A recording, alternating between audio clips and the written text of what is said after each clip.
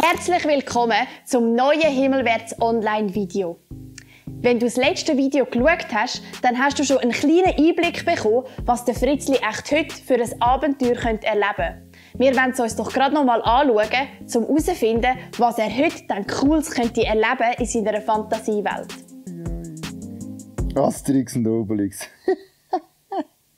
Das ist einfach schon ein super Büchlein, du. Das wäre auch mal ein Abenteuer. Asterix und Obelix.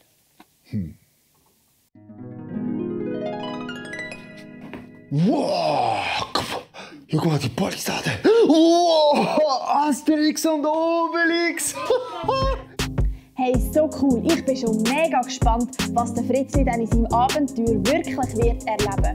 Und jetzt wollen wir zuerst mit Worship starten. Wir wollen Gott loben und preisen und darum stehen doch gerade auf. Und wie letztes Mal leiten Emma und Luisa uns im Worship leiten.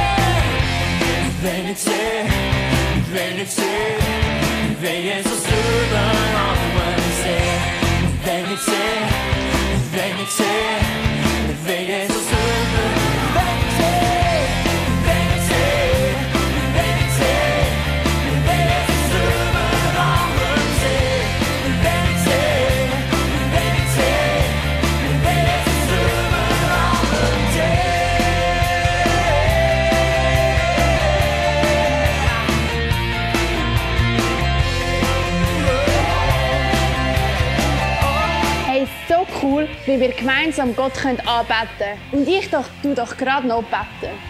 Himmlischer Vater, wir wollen dich loben und wir wollen dich preisen und dir alle Ehre geben. Du bist so gut. Danke, dürfen wir dich kennen. Amen. Und jetzt singen wir darum gerade noch ein zweites Lied für unseren grossen Gott.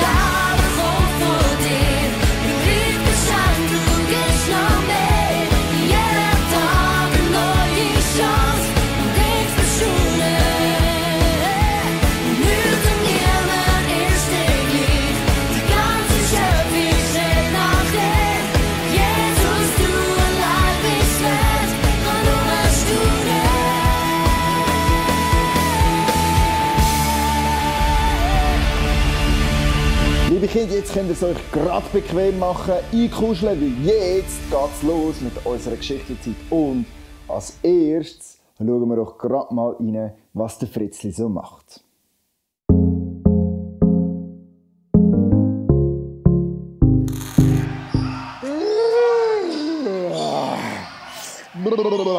Jetzt habe ich glaube schon recht lang geschaut. Jetzt sollte ich etwas machen. Weißt du was? Ich glaube, ich kann selber Basketball trainieren. Dann kann ich auch so gut werden wie die. Ich glaube, das mache ich jetzt.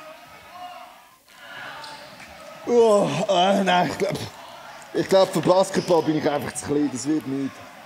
Aber probieren wir, dann kann ich schauen. Nein, komm. Nein, also jetzt muss ich etwas machen. Also jetzt bin ich einfach zu faul, das geht so nicht.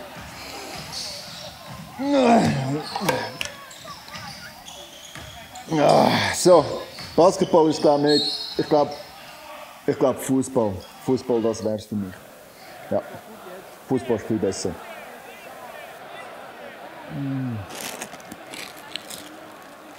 Ja. Was? Aber Fußball, das könnte ich trainieren. Ich glaube, jetzt bin ich fertig gefühlt. Wenn ich wirklich trainiere, dann könnte ich auch richtig gut werden im Fußball. Ich glaube, Fußball ist es für mich. Ja, jetzt. Ich glaube, ich tue Fußball trainieren.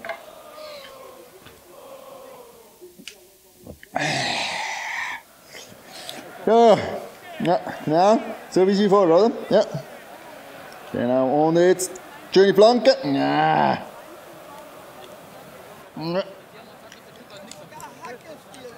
Ah, Kacke, so wird es nicht. Komm, faulen! Ah, komm jetzt! Ja. Fritzli! Ja, was ist, Mami? Was bist du wieder so am Rumfaulenzen? Was machst du den ganzen Tag? Was, Fulenzen, Mann? Ich tu Fußball trainieren. Was? Nein, geh lieber raus spielen mal. Was? Ich bin am Fußball trainieren. Wenn ich mal gut werde, dann muss ich jetzt trainieren. Lass mich in Ruhe, Mami.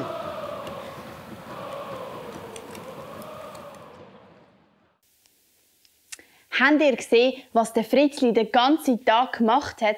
Er hat einfach nichts gemacht. Er ist faul auf seinem Sofa rumgesessen. Der Fritzli war so mega faul. Er wollte unbedingt besser werden im Basketball und nachher im Fußball, aber er hat nichts dafür gemacht. Er war einfach zu faul, um etwas dafür zu machen. Und habt ihr gewusst, auch die Bibel sagt etwas über Faulheit. Und zwar möchte ich euch den Bibelvers gerade vorlesen, wo natürlich im Buch der Sprüche steht. Und zwar in Sprüche 12, Vers 27. Da steht: Der Faulpelz erlangt nicht, was er begehrt. Der Fleißige dagegen schafft sich einen bleibenden Besitz. Es steht also, dass der Faulpelz nicht das erreicht, was er möchte, weil er nichts dafür macht. Aber der Fleissige, der erreicht, was er möchte, weil er etwas dafür macht. Und das haben wir ja beim Fritzli auch gerade gesehen. Er wollte besser werden im Basketball und im Fußball, aber er hat nichts dafür gemacht. Wäre er fleissig gewesen und vom Sofa aufgestanden und rausgegangen Sport machen, wäre er ganz sicher besser geworden im Basketball oder im Fußball. Der Fleissige, der erreicht das, was er will, weil er etwas dafür macht. Die Bibel sagt auch noch etwas anderes zur Faulheit. Und zwar sagt die Bibel, dass man nicht einen Faulen für sich arbeiten lassen, weil der einem schaden. Ich wollte dir gerade mal ein Beispiel sagen, dass ihr den Bibelvers ein bisschen besser versteht. Stellt euch vor, dass ihr in der Schule mit einem Klassenkamerad einen Vortrag machen müsstet. Ihr könnt aufteilen, wer was sagen, und nachher könnt ihr euch mega gut auf euren Teil vorbereiten. Ihr seid fleissig und ihr macht das, was ihr abgemacht habt. Und dann am Tag vom Vortrag könnt ihr euren Teil vortragen. Und weil ihr so fleissig seid in der Vorbereitung, macht ihr es mega gut. Aber euer Klassenkamerad fährt an reden und weiss gar nicht genau, was er sagen soll.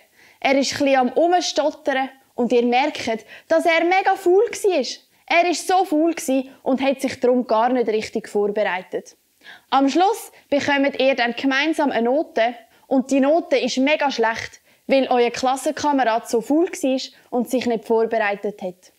Und das bedeutet, dass ein Fauler jemand anderem schaden kann. Ihr seid fleissig, euer Klassenkamerad war aber faul und darum habt ihr eine schlechte Note bekommen. Wir haben also gesehen, die Bibel sagt, man soll nicht faul sein, weil wenn man faul ist, erreicht man nicht das, was man möchte. Aber man soll auch aus einem anderen Grund nicht faul sein, weil sonst kann man anderen schaden, wie wir im Beispiel von der Schule gesehen haben. Fleissig sein ist also viel besser als faul sein. Weil die Faulen, die wünschen sich etwas, aber sie machen gar nichts dafür, dass sie das bekommen. Manchmal gibt es ja doch, dass wir nichts machen und trotzdem einfach etwas überkommen. Es gibt etwas, da müssen wir im ersten Moment gar nichts machen und wir bekommen das genialste Geschenk über, das es überhaupt gibt. Wisst ihr, was ich meine? Ich meine das Geschenk von Jesus. Weil wir alle ja sündigen. Wir alle machen Sachen, die Gott nicht gefallen. Wir müssten bestraft werden und getrennt sein von Gott. Aber Jesus hat unsere Strafe getragen. Er ist für uns gestorben und wieder auferstanden, sodass unsere Fehler jetzt vergeben sind und wir ewig mit Gott zusammenleben. Und wir müssen uns diese Vergebung nicht verdienen. Wir müssen also gar nicht etwas mega Grosses machen. Aber wir müssen doch auch etwas dafür machen. Und zwar müssen wir daran glauben, dass das wahr ist, was in der Bibel steht. Wir müssen daran glauben, dass es wahr ist, dass Jesus für unsere Fehler gestorben und wieder auferstanden ist. Und wenn wir an das glauben, wenn du an das glaubst, kannst du das im Gebet Gott sagen. Du kannst Gott sagen, dass du an ihn glaubst. Und du kannst ihm sagen, dass es dir leid tut, dass du gegen ihn gesündigt hast. Du kannst ihm Danke sagen, dass er dir deine Sünden vergibt und dass du jetzt mit ihm zusammenleben willst. Und das bedeutet, dass du Gott gehorsam bist und so lebst, wie es Gott Freude macht. Wir können uns mit allem Fleiss der Welt das Geschenk von Gott nicht erarbeiten. Wir können nichts dafür machen, ausser das Geschenk einfach im Glauben annehmen. Fleissig zu sein ist also viel, viel besser, aber das Geschenk von Gott können wir uns auch mit Fleiss nicht erarbeiten, sondern es ist einfach ein Geschenk, das wir dankbar annehmen dürfen. Und das ist so mega cool. Und gleich haben wir gesehen, fleissig zu sein ist viel, viel besser, als faul rumzuhocken und nichts zu machen. Weil wenn man faul ist, wird man im Leben wahrscheinlich nicht so viel erreichen. Aber wenn man fleissig ist, kann man das, was man sich vornimmt, erreichen. Und ich bin überzeugt, Gott hat sicher mega Freude, wenn wir die Zeit, die er uns schenkt auf der Erde, auch wirklich gut nutzen und etwas machen, das gut ist. Und nicht einfach faul rumhocken und in den Tag hineinleben. Darum, fleissig zu sein, ist viel besser als faul zu sein. Und vielleicht denkst du jetzt aber, dass man manchmal ja einfach auch nichts machen und sich erholen muss. Und das stimmt. Es ist mega wichtig, dass wir manchmal auch eine Pause machen und uns erholen, aber das ist eben nicht das Gleiche wie faul sein. Wir dürfen uns erholen und zur Ruhe kommen, aber wir sollen nicht Menschen sein, die einfach sich etwas wünschen und erwarten, dass es passiert, aber nichts dafür machen. Sondern wir sollen fleissig sein. Und der Fritzli, haben wir ja gesehen, ist ja wirklich mega faul gewesen, dass er nichts gemacht hat, um besser im Sport zu werden. Aber ihr müsst wissen, der Fritzli ist nicht immer faul, sondern der Fritzli hat etwas erlebt, wo er mega viele coole Sachen gemacht hat und wo er überhaupt nicht faul war. Nimmt es euch auch Wunder was? Dann wollen wir doch gerade mal schauen. Und ganz wichtig, passet gut auf beim Abenteuer vom Fritzli, weil heute gibt es wieder ein Rätsel und das Rätsel geht heute um das Abenteuer vom Fritzli. Ihr könnt euch das Rätsel wieder abladen, ausfüllen und mir dann wieder schicken. Und aus allen Rätseln, die dann zu mir gekommen sind, tue ich eins auslösen und das Kind bekommt dann etwas von mir über. Und jetzt wollen wir schnell schauen, was der Fritzli dann so Cooles erlebt hat, wo er alles andere als faul war. Wow, schau mal die Palisade. Wow, Asterix und Obelix. Wir haben erst gerade gegessen. Ich bin bei den Gallier angekommen. Ich habe doch Lust auf ein Wildschwein. Wir haben erst gerade ein Wildschwein gegessen. Du hast allein ein ganzes Wildschwein gegessen. Hoi zusammen. Asterix ist das? Obelix.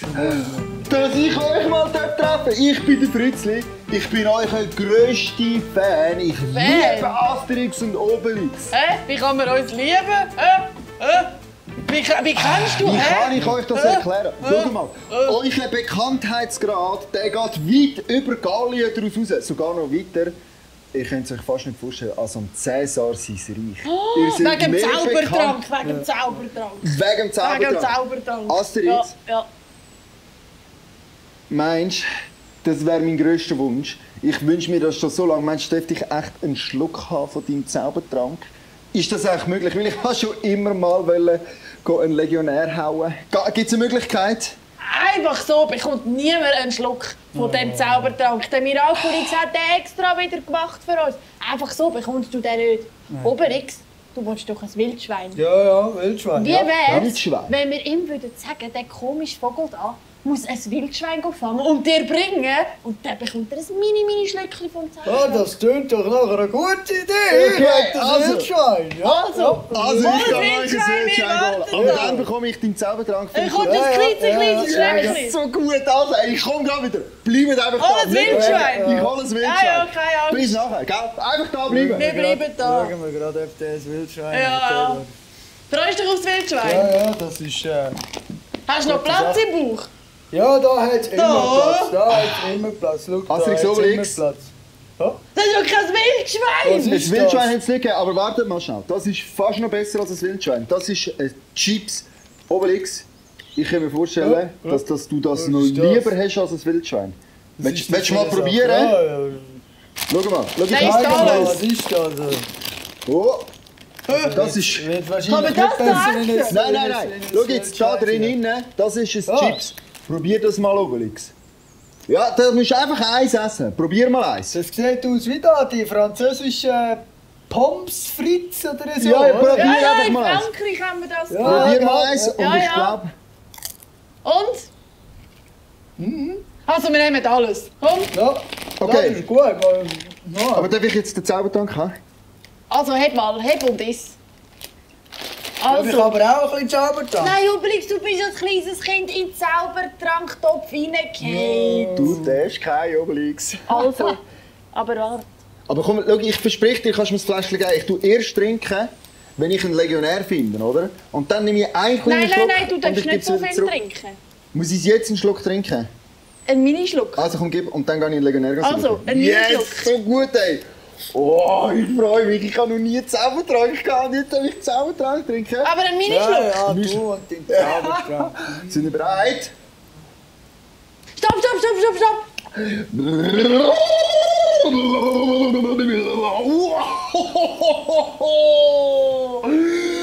Wow, ist das gut.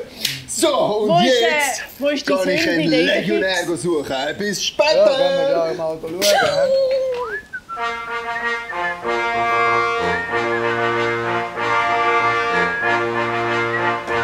Hoho, Oh, Legionär. ja, ist das ein Galli? Oh nein, das ist doch Kein kein Galli. Galli. Nein. Jetzt. Also, gang wieder zurück da, Jetzt komm. wird mein Traum wahr und ich kann endlich einen Hey. Römer verschlagen. Weg, weg. Ui. Hallo, Gada. Was ist das jetzt Hallo, wieder? Gada. Asterix, Obelix. Nein, was ist denn das? Sind ja Römer-Sandalen. Ja. Nein. Nein, schau, Gada, kennst du die? Ja, aber wir haben Ja. einen Römer verlassen. Wo Ja, haben wir ey, den Obelix. Was hast du gemacht? Ich verstehe jetzt, Obelix, wieso dass du das so lässig findest. Das ist wirklich ein cooles Hobby. Hey, jetzt Ich hat glaub, der Legionär Das behalte ich mit. gefunden. Ja. Hey, Der spinnt ja, der jetzt habe ich meinen Fritzli. Traum erlebt. Ja, das ist ja schön, ja. Und jetzt gehe ich wieder zurück. He? Ich wünsche euch, gell? Ja. Ja. Ciao zusammen. Ja, Aber er ist nicht Ja. noch wieder Ciao, zum Fest gekommen. Es gibt wieder Wildschweine Oh, heute das Abend. Fest! Ja, genau. Jetzt haben Aber wir jetzt, das wenn wir ein Abenteuer erlebt. wirkliches Wildschwein fangen, nicht so cheap. Okay, jawohl. Also da bin ich aber noch dabei. Aber wo ist eigentlich der Idefix? Oh, Idefix, so. Das war, komm her. Idefix. Asterix ist da. Ein neuer Spaß und man wartet schon gespannt. Lieber Cäsar, war das mal ganz schön. Wie der Asterix dich war den Sack verkauft. Wow. Das ist ja wieder mal etwas gewesen, du.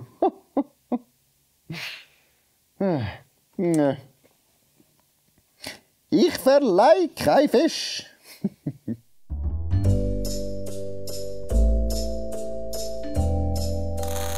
Heute zeige ich euch, wie ihr ganz einfach ein Memory basteln könnt. Und zwar habe ich für euch dort, wo ihr als Rätsel findet, so eine Vorlage mit 12 Quadraten. Und die könnt ihr ausdrucken und dann könnt ihr es einfach mal da rundherum ausschneiden.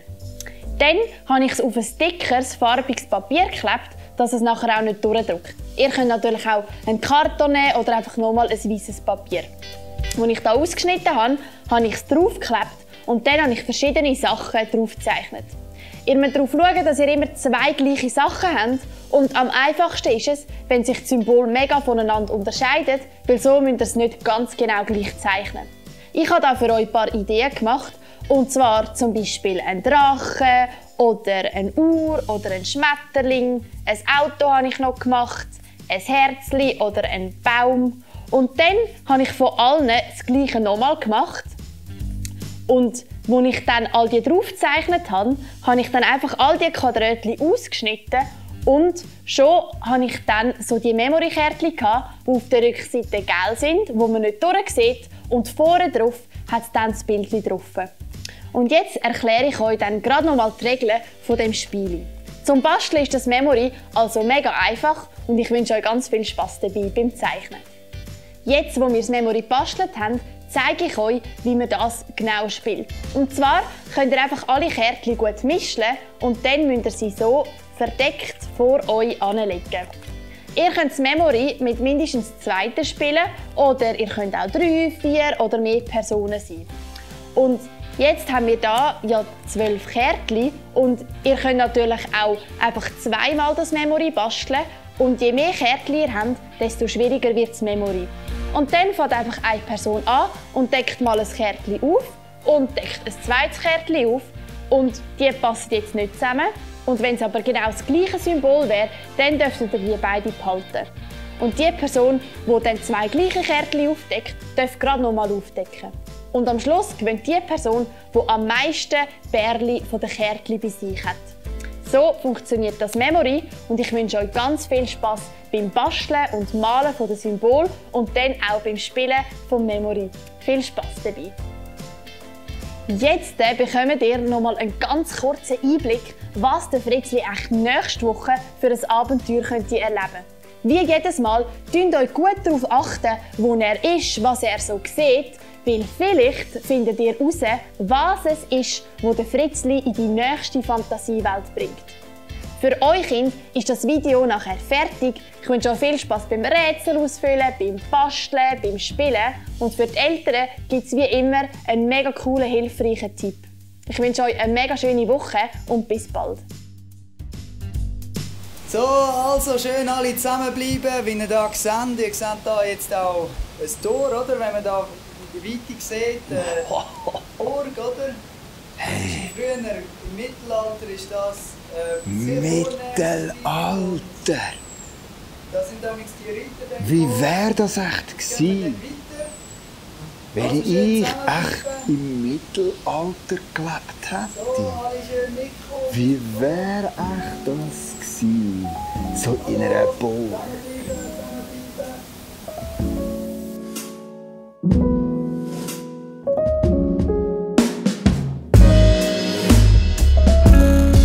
Heute bin ich da für den Eltern-Tipp, so von Eltern zu Eltern. Der Micha hat mich angefragt, ob ich etwas erzählen würde, einen Tipp weitergeben. Und wir haben jetzt so ein bisschen herausgefunden im Lockdown, dass es uns hilft, für Familienandachten ein Buch zu brauchen. Wir haben es auch ohne probiert. Ist manchmal besser gegangen, manchmal weniger gut. Und so hat man wie einen Leitfaden, wo man ein Thema hat, wo man dranbleiben kann. Ich bin geheiratet mit dem Gabriel. Wir haben 3 Buben, 10, 7, 4. Da läuft etwas. Das ist nicht immer so eine ruhige Sitzung auf dem Sofa, wo alle schön mitmachen. Ihr könnt es euch vorstellen. Und dann ist es wirklich gäbig, wenn wir so einen festen Zeitpunkt jetzt gefunden haben, am Abend, nach einem Gute-Nacht-Geschichtchen schauen. Da sitzen wir alle vom Sofa. Und dass wir dann zusammensitzen, das Buch vornehmen. Und dann wissen die Kinder einfach so, jetzt ist es so. Und auch dann läuft es auch nicht immer ganz so easy, aber es hilft. Und im Moment sind alle sehr begeistert von dem Buch. 365 Andachten für die ganze Familie. Da geht es um Tiere. Und das gefällt jetzt auch am Jüngsten. Er versteht noch nicht ganz alles, weil es eigentlich für Grundschüler und Teenies gedacht ist, von den Fakten her, wo man so ein bisschen jedes Mal etwas über Tiere lernt oder Tiergruppen. Und das ist auch so ein bisschen der Gedanke von der das geschrieben hat, dass Gott, der Schöpfer, die Tiere gemacht hat und wir auch ein bisschen etwas davon können auf unser Leben münzen. Also da hat es jetzt ein Beispiel, dass ein Elefant nie etwas vergisst. Da geht es zuerst so um Elefanten und um ihr Gedächtnis. Und nachher, dass wir eigentlich auch sehr schnell vergessen, was wir mit Gott erleben. Oder auch in der Bibel, dass wir immer wieder vergessen haben, wie gut Gott war. Und darum steht in der Bibel, wir sollen daran erinnern, was Gott Gutes gemacht hat. Und dann hat es einfach Praxistipps, wie man das machen kann. Zum Beispiel da, wir sollen ein Erinnerungsbuch anfangen, wo man aufschreibt, was man erlebt hat mit Gott, dass man es eben nicht vergisst. Also ich finde es sehr alltagstauglich mit diesen Umsetzungspunkten und man lernt etwas über Tiere und über Gott und hat auch noch den Austausch so als Familie. Wenn die Kinder schon ein bisschen grösser sind, dann kann man wirklich gut sie mit einbeziehen und fragen, was denkst du darüber oder was magst du jetzt da noch dazu sagen. Das klappt bei uns jetzt bei den grösseren zwei schon gut. Der Kleiner, der tut einfach Freude haben an den Tiergeschichten und am Schluss fürs Betten. Ich glaube, da nimmt er dann mehr mit. Ja, ich hoffe, dass ihr auch irgend so etwas könnt anfangen oder aus dem jetzt daraus nehmen, dass ihr auch ein Andachtsbuch findet, etwas, wo ihr als Familie so zusammenkommen und zusammen mit Gott unterwegs sein. Das ist wirklich eine Bereicherung.